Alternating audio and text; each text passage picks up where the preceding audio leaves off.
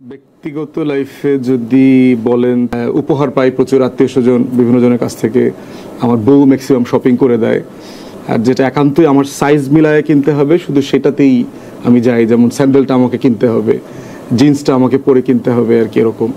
তো এই জন্য আমার কাপড় চোপড়ের ব্যাপারে প্রচুর মিক্সড রিয়াকশন আছে।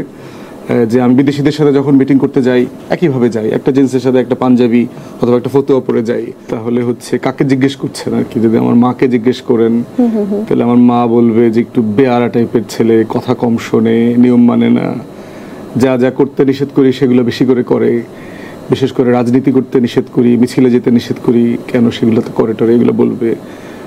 যদি বউকে জিজ্ঞেস করেন তাহলে বউ বলবে যে সময় দেয় না, আমাকে নিয়ে ঘুরতে যায় না, বাইরে বের হই না।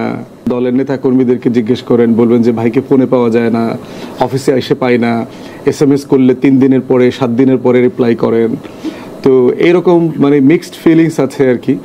তো আর হচ্ছে বক্তব্যের ব্যাপারে তো মানে মিক্সড রিয়াকশন আছে, কে শুনছে। সব বিষয়ে সব বক্তব্য সবার কাছে ভালো লাগবে না, এটা খুব সত্য। এই জন্য মাঝে মধ্যে আমরা দেখেছি যে আওয়ামী লীগের বিরুদ্ধে যখন আমরা কথা বলি তখন এটা একটা শ্রেণীর কাছে খুব যায়, খুব পছন্দ করেন।